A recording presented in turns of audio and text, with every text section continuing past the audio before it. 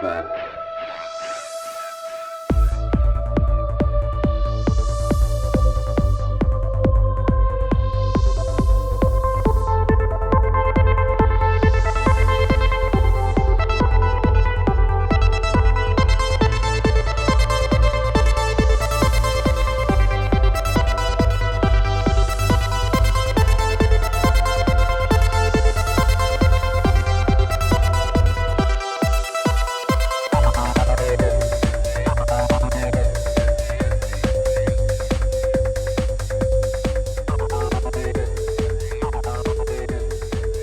What's up?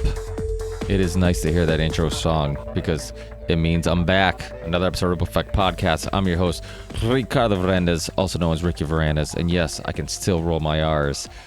We have a great episode for you today. I practice what I preach. I always say that you should be willing to see all perspectives and opinions and take things in to help mold your vision of the world and your understanding of things. And I've had a lot of libertarians in the past, and I'm always willing to talk to people, statists, libertarians, lobbyists. I've had Jack Abramoff on. I've had Roger Stone on. I don't agree with all their views and all the things they say, like many of my guests. But if they're saying something that I think is worth considering or something that's worth promoting, even if they have some things that I think are worth challenging, I'll still have them on. And I think that's super important. Like I told Professor Wolff, and I'm sure you guys have, I gave it away. It's Professor Wolff. And I've told you guys before, I'm not married to any idea, and I think it's very important to have your ideas challenged, and to challenge, of course, other people's ideas, but also be open to having your ideas challenged. And what I mean by that is when people challenge your ideas, don't just get defensive and push back and try to just have a intelligent response, but really analyze, dissect, why do I believe this? And does it make sense? And I think that's very important. Self-reflection and trying to understand what you believe and why you believe it is something that's very difficult to do, because obviously a lot of times we have some emotional sometimes we have some emotional reasons to why we back one thing or the other. Maybe you're anti-unions because you grew up in a family that hated unions. Maybe you're pro-union because you grew up in a family that loves unions, and neither one is right or wrong all the time. So I think it's really important to try to, or maybe you're a Republican or a Democrat or a Libertarian or Socialist or Marxist, whatever it may be, because of somebody telling you that that's what's right and this is what's wrong. So I think, kind of being able to cut through that is super important. And that's what I constantly try to do with myself. That's why I have people on that, they'll say something that makes sense, and I'll be like, you know what, that makes absolute sense. I get that. That's a really good idea. And it doesn't matter if they're a statist, a libertarian, a socialist, whatever it may be. I think we just have to look at ideas. And, Karl Marx, that was a big thing of his, is the importance of ideas. And ideas is what molds the way we have our society, molds our cultures, molds all these things. So I definitely think that dissecting them and trying to figure out which ones are the best and make the most sense is very important. And like I said, challenging your ideas. But today we have on Professor Richard Wolff, somebody I'm a fan of. He is very open to doing what I love, and that's having discussions with people who he agrees with and people who he disagrees with, who are willing to challenge his ideas and push back. And I think that's very important. He was a professor of economics at Amherst, UMass Amherst. He also taught at Yale. I believe he's a visiting professor at New School University, New York City. He also taught at a university in France. I mean, he's traveled the world. He's very intelligent, very well spoken, very fun to have a conversation with. And he's also author. He wrote Rethinking Marxism. He wrote Capitalism Crisis, Understanding Marxism, Democracy at Work, A Cure for Capitalism. So he's written a bunch of stuff, and he also has appeared on the Empire Files, which, if you haven't seen it, it's a great show You can find it on YouTube by Abby Martins. Her brother Robbie Martins has been on in the past a bunch of times, so you can check those out. But Empire Files are like, a lot of the episodes are just short little documentaries, like maybe 20 to 40 minutes. His first appearance on the show, they did just kind of the background and the history of Marxism and Karl Marx, which was super fascinating. And I'm sure, as you guys know, Abby Martins is very pro-socialism, so obviously that's one reason she had him on. He's also been on shows like Tom Hartman's radio show, and he's been on RT a bunch of times. So a very fascinating guy. I'm sure you probably will recognize his voice or his name. And also remember, speaking of capitalism, if you want to help support the show, the music that you hear in the beginning of the show, all my music, it's by my solo project called Theory 6. You can find that music anywhere you can get digital downloads: iTunes, Google Play, Spotify, etc.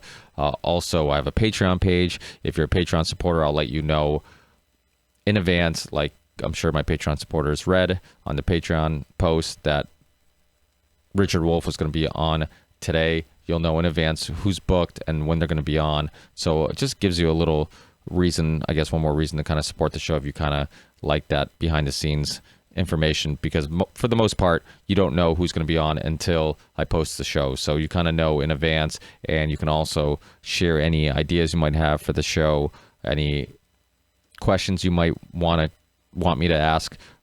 You can kind of share that on the Patreon page, and I can I can forward that, because I love suggestions. So I think that's it for now. I have a bunch of great guests that I'm working with right now, trying to schedule and trying to figure things out. So hopefully it won't be long until the next episode is out. I really, really, really, really appreciate everybody's patience. Life does get in the way, and sometimes it's just a matter of finding a time that works for everybody. So it gets hard. But obviously, with this being a passion project, even though I do have a little bit of income, it doesn't cover the cost of what it takes to run this thing. But it's a passion project, like I said. So I enjoy doing it, and I think these conversations are super important and worth going through the time and trouble and financial, I guess, investment it may take to continue doing this. And that's it. I really do find enjoyment in this. And of course, I always get tons of positive feedback, which gives me tons of motivation to continue this. And it's just nice to know that people are enjoying the show. They aren't sick of hearing my voice. They accept my incredible idea, or my incredible ability to still suck at interviewing sometimes, even though I've been doing it for a while now. And sometimes gathering my thoughts can be hard, but with all my flaws, you guys still love the show, and it seems like for the most part, you guys still love me. So I really appreciate that. And everybody who's hit me up, and I consider you guys friends. I love the fact that we can connect from time to time, and feel free. With that said, feel free to follow me on Instagram, Twitter. We have a YouTube channel, RV Theory 6, where you can see. Well, you can listen to all the podcasts, but also if anybody calls in using video, like Professor Wolff did today, you can visually see us have the conversation. So if you guys ever want to see who I'm talking to, or see if somebody called in using video, go on our YouTube channel. You can actually see us have the discussion. And so that's always, I guess a little better than just hearing our voices. And on my YouTube channel, there's other reasons to go there too. I have a documentary playlist that has tons of just great documentaries, thought-provoking documentaries that you can check out if you're ever just looking for something to watch. Obviously, YouTube has gotten very strict with what they're letting on their platform. So quite often I go on there and find out that documentaries are deleted, or somebody will hit me up and say, hey, I can't find that documentary anymore. So go on there and watch the thought-provoking, controversial documentaries while they're still there.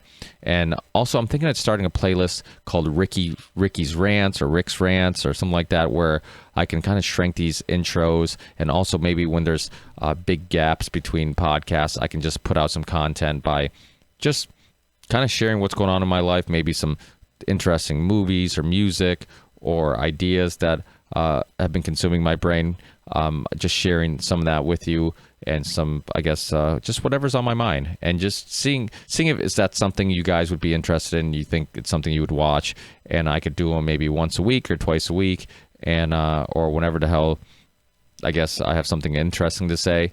And they could be short, they could be long. I don't know. I'm not sure. Maybe I'll attempt one or two and see how it goes, if I can talk by myself for that long or not.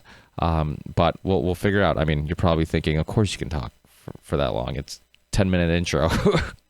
But anyways, thanks again, guys. I really appreciate it. And check out the YouTube channel, like I said, RV Theory 6. My Twitter account, RV Theory 6, Instagram, RV Theory 6. Our Facebook page, you can just search the Ripple Effect Podcast, you'll find it. Or you can find me, Ricky Varandas, on Facebook and throw me a friend request. Just let me know that you're a fan of the show, so I don't think you're some spam or some robot or some chick or dude trying to send me nude pics. So that's it. Thanks again, guys, and I will see you guys on the next one. Love you all. Peace.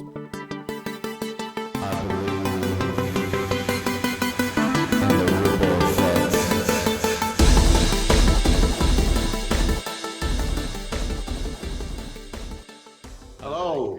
Hey, how are you, Professor Wolff? How's everything? Okay, how are you? Good. Can you hear me? Yep, clearly. Awesome, and I can hear you good too. Good. I think we're good to go. Well, thank you so much for being with me. I'm a huge fan of your work. I've been trying to get you on for a while now, and I know you're a busy guy doing interviews and debating people, and which I love, because I think these conversations, I tell people all the time, I'm like, you don't learn anything from talking to people you agree with. You learn from talking to people you disagree with, who might force you to look at things from a different perspective. So I love the fact that you're so willing to have conversations with people that you don't agree with, and open to their ideas, and also absolutely. I think we're missing that in public. Now it just seems like everybody's one side or the other, and they're very ignorant in regards to being open to hearing other people's perspectives. And you see it in politics. You see it.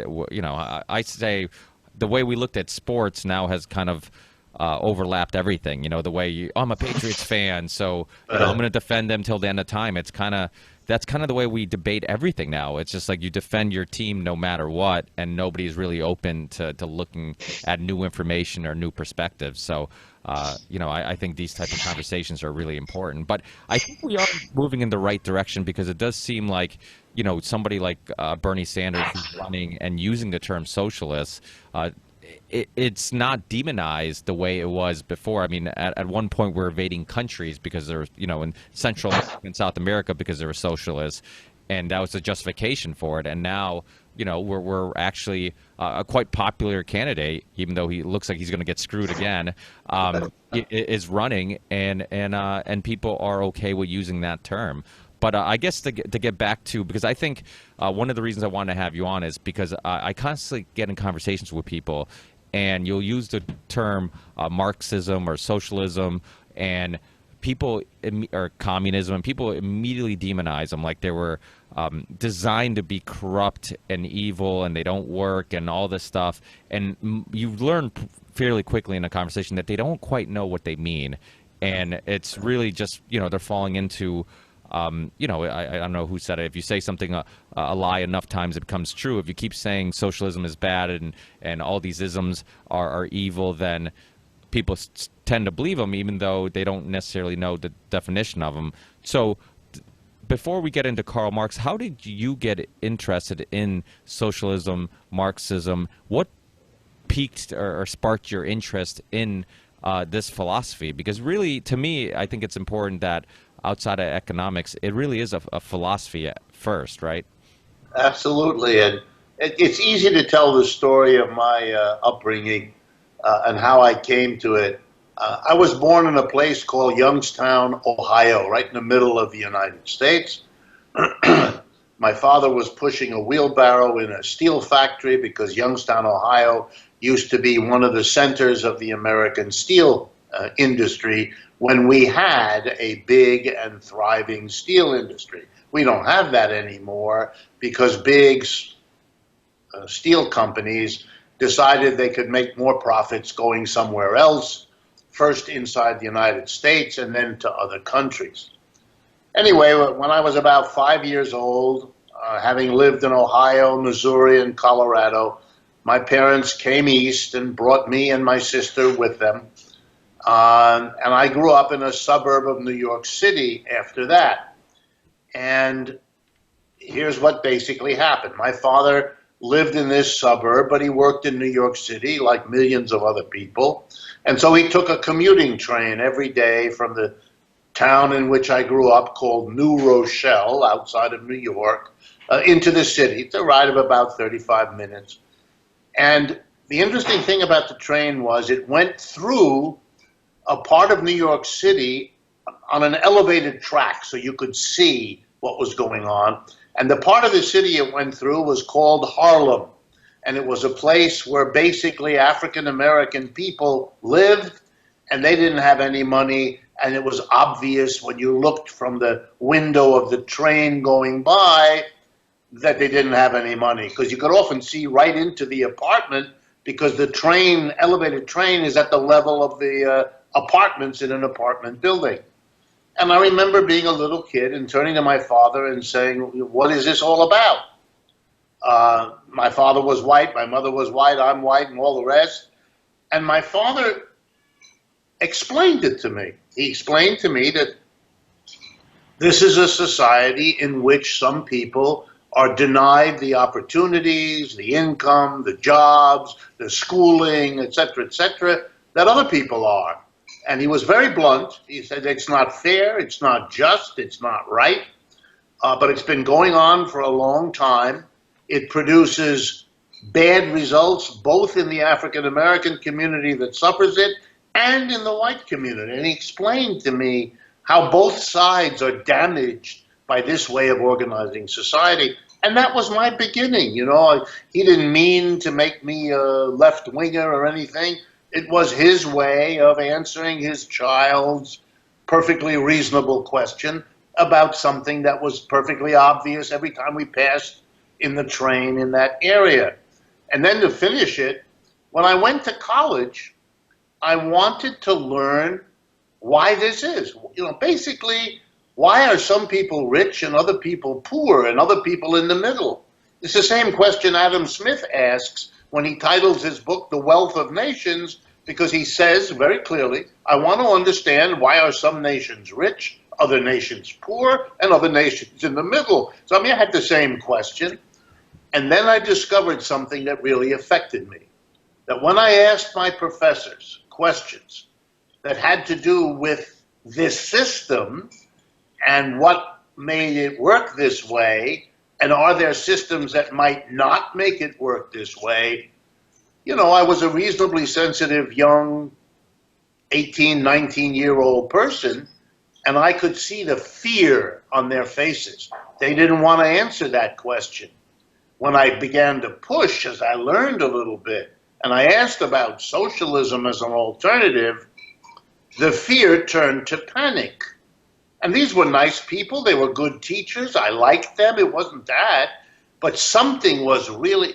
And then to make, again, long story short, I learned that it was a taboo, that in order to be a successful professor, to have any career advancement hopes in your mind, you better toe the line. You better not speak out of turn. You better not show any sympathy. So they decided they didn't want to go anywhere near this, like a little child with a hot stove. Keep your fingers away from that. So they got nervous when I asked a question, and they got more nervous when I pushed. So I went and did it on my own. You know, the library is full of books, and there's loads of them about Marxism and socialism and all the rest of it. So I began, you know, a little bit like a child who's told you can't go in the cookie jar. Well, those cookies look even more attractive when you're told you can't go. And look, I admit it, the Marxism, the socialism was attractive to me because it was a taboo. It was like learning about sex or something else that was interesting that I was told not to go too close to. I got more interested, not less. And again, then I like to finish it this way. The more I read, the more sense it made to me. The more I asked questions, and saw that my professors either couldn't answer the question or were afraid to answer the question. And that kept going throughout my entire undergraduate and graduate years. So by the time I was done, here's the irony. It was this system, capitalism, that I lived in. Born in the United States, lived here all my life, worked in this system since I've been a teenager. It was this system that convinced me we can do better than this system, because I believe human beings have it in them to get beyond running around the woods eating nuts and berries, and we can get beyond slavery, and we can get beyond feudalism, and we can get beyond this system too. I don't think history has come to an end. I wouldn't even know what sense it makes to say such a thing, and therefore I like the idea that human beings, and I'm one of them, look about themselves and say, can we do better than what we are doing, and then go to work to try to achieve that. I'm proud that I've done it. I'm proud to be part of a species of animal that does that, and that's why I am who I am. Yeah, it's weird because you think about it, like since the beginning of civilizations, you know, we produced tools and the wheel and fire and everything was to kind of give us more free time. It was always like, okay, we found a quicker way, a easier way of doing this, so now we have more free time. And at some point, you know, working became just a thing that was supposed to consume your life. And you know, I've had Thaddeus Russell on, and he talks about our Puritan ancestors and how, and it's true, it seems like work is looked at like it's always a good thing. It doesn't matter if it's fulfilling, it doesn't matter if you get some type of enjoyment out of it, it's always a good thing. If you meet somebody who says, hey, you know what, I don't want to work overtime, I'd rather paint or whatever, people look down upon them. Like, you know, that's not somebody I want my daughter to date. He's lazy, he doesn't want to take the hours. You know, we have a small little, actually, I live in Massachusetts. I live in Ludlow, Massachusetts, which is near Springfield, Massachusetts. And you know, small little construction company, and you constantly hear from other employers like, oh, you know, the kids these days are so lazy, they don't want to work overtime, they don't want to stay. I'm like, well, maybe there's some value in their free time. Isn't there free time value? Absolutely. Like, you know, absolutely. If I could interrupt, every major invention was justified by the inventor and the people who used it on the grounds, exactly as you say, to give us the freedom.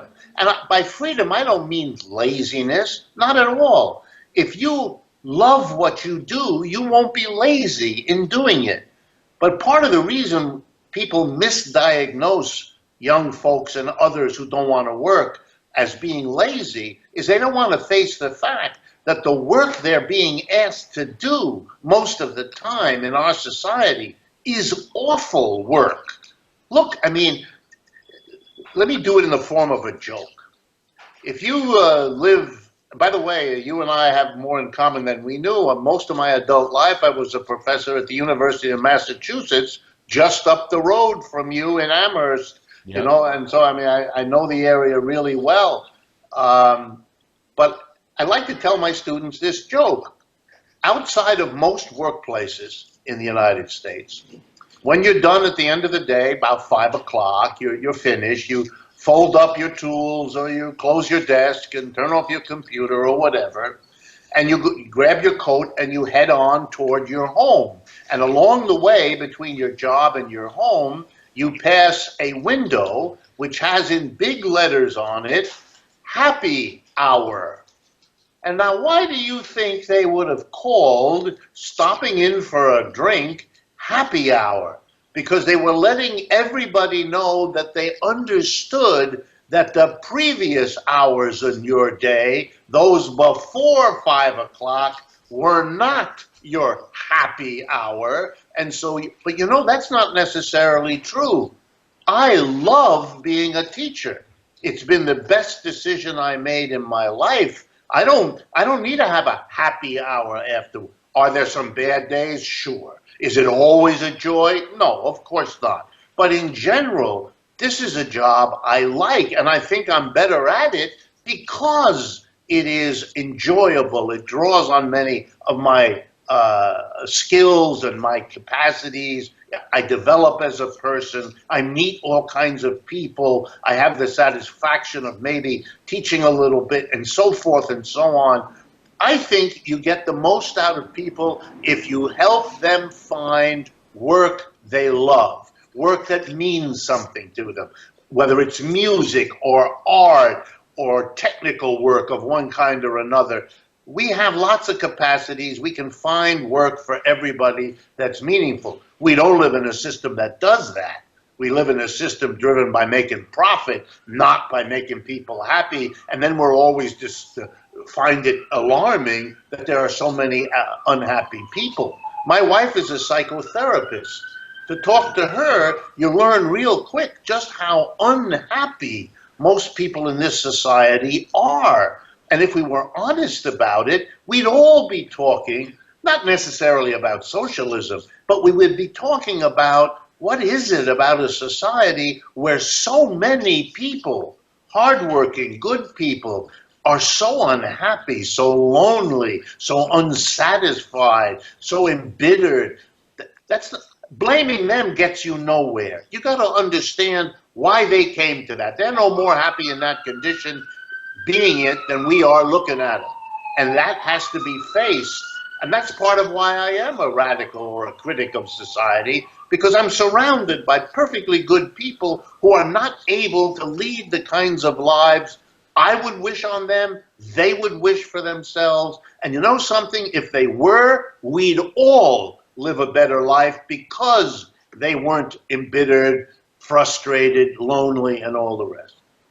Well, I completely agree with you. I think people tend to believe that the most motivated people and who are creating the things we love are all motivated by money. But you look at, the best artists, the best musicians, painters, Nikolai Tesla, some of the best thinkers, philosophers, they've all been motivated by their work. They've been motivated by their passion to complete something or figure something out and or get better at something. And usually the ones who, look at the 80s metal scene, right? Everybody's like, oh, if we just put a bunch of hairspray in our hair and wear these heels, we can make money playing this music too. But it was the ones that were good at it and did it because they loved it. Those are musicians that continue, not the ones who try to jump on a bandwagon for financial gain. And you see that throughout history. So I think there's a good book, I can't remember the title now, that's about what really motivates people, and it's just kind of dissects this idea that it's always capitalism that brings us all the technology and the art and things we love, and a lot of times it's what suppresses those things. I mean, you watch documentaries like Who Killed Electric Car, you look at the light bulb conspiracy, when when all these people came together and said, hey, we can't make light bulbs live this long or last this long because we're going to go out of business. Same thing with the trolley car thing that happened in the US. DuPont, GM, a couple companies came together, started a front company, bought all the trolley cars, shut them down, got rid of the company, and then opened up, started pushing, diesel-powered PVTAs. And it's just, so it's like in some cases, or in many cases, there's good examples of planned obsolescence, this idea of not, making sure it doesn't. So, and I can add to it on a personal level. I've been a professor of economics all my adult life. I could have, because I'm interested in economics, and I could have gone into business. I could have made much more money. You don't make a lot of money if you're a professor. You're comfortable, but you're never going to be rich. You're never going to have all the glitzy stuff. But it's the best decision I ever made. If I had gone into high finance, here's what I'd be doing. I'd be straining my brain every day to move a ton of money from one rich person into the hands of another, from one big corporate. Instead, I'm spending my time helping young people who want to understand how the world works, learn about it, get better at it, figure it out, and maybe help make it a better place. I go home at night, I'm proud of what I've done, I'm proud of the teaching I've been able to do, I've got people to ask questions they didn't ask before, I've given them tools to answer those questions. They don't always answer them the way I would have liked, but I know that they're going to be smarter, better able to contribute to society because of what I've done. That's a way better feeling of accomplishment than having made rich person A a little poorer to the advantage of rich person B or company A or I don't want to do that. That's not a fulfilling life. That's not a way to pass the time on earth that I have. I'd much rather be a teacher. And I didn't understand that when I made the decision. But looking back on it, that's one of the big good decisions I made. I made my share of bad ones, but that's a good one. Yeah, and the thing is too is that like libertarians and other philosophies are always butting heads, and I've had my share of libertarians on the show. And one thing I love about libertarians, socialists, Marxists, I've even had people on from the Zeitgeist movement. Anybody who forces people to believe or realize that the system we have is not the system that it's not the only system that can exist, and that we have we're not stuck in this. We didn't get to this point because it was the best system, and we can still develop, we can still progress, and there are other ways of running a country or a culture or a society, and we don't have to, we're not stuck here. And the other argument too is that, I mean, we've never, people have said, oh, well, look at the socialist countries, this and that. Well, and I've heard you say it too. I mean, look at capitalist countries. First of all, you could make the argument that America, they love to talk about how capitalism got us where we are. But I mean, there's a lot of socialist programs like police officers. I mean, we have a small business construction company. We do state work. I mean, these roads and sidewalks that people are using, I mean, that's a socialist idea. We all invest as a society to have this service. We invest for the postal service, for police, for schools, whatever it may be. But those are socialist ideas. Those aren't capitalist ideas. It's like, would you want to remove all that? So Exactly. I mean, that's the kind of thing I explain to them too. Think about the absolute wonderfulness of a town park in the middle of your community. Here's a green area with trees and lawns and little ponds that is maintained collectively. We all kick in our share of taxes, and we make a beautiful place where we can take our family on a picnic on Sunday afternoon and spend it there. And we're together with other people who can do it. We don't require you to shell out money. Everybody is equal. You go, you're a human being, and there's a feeling of togetherness and solidarity. It's priceless. It's not done by how much money you got. Where the only question is how much is in your wallet, not how you got it, not what kind of person you are to acquire it. You could have stolen it. You could have inherited it. Who knows how we don't care in our system. You got the money, you get it. You don't have the money, you don't get it. People say to me, the market brings you everything. I'm an economist. A market is a way of distributing scarce goods. That's all it ever was. But it's a very questionable way. If there's more people than there are ice cream cones, and the ice cream cone has been selling for $2 a pop, suddenly, what happens? The people who have more money, knowing that there aren't enough to go around, they say, oh, I'll offer 4. And the others, not to be outdone, well, I'll offer 6. And pretty soon, people start dropping away because they come from families that can't afford to kick in $8 or $10 for an ice cream cone. And so all that's left, who gets the scarce cones, are the people with the most money. And I'd like to turn to my audience and I say, is your morality, your religion, your ethics, is that what you want?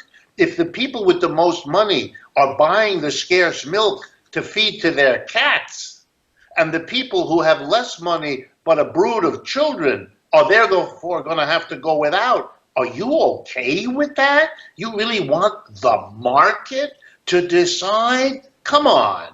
These are questions which, if you ask them in the right way, make people think and make people understand.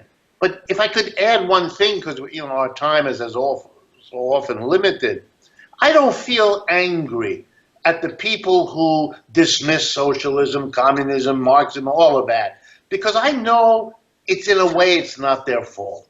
You've lived in a country, you and I have lived in a country which for the last 75 years has demonized socialism and communism up and down the block. The church does it, the schools do it, the mass media do it, the politicians do it. How in the world do you expect people to have an honest evaluation of an alternative system if it's been drummed into them from the time they were children that this is all bad and evil and bad. You know, it's really childish. We've seen that in the world. We've seen societies fall apart who've been telling their own members, never do this.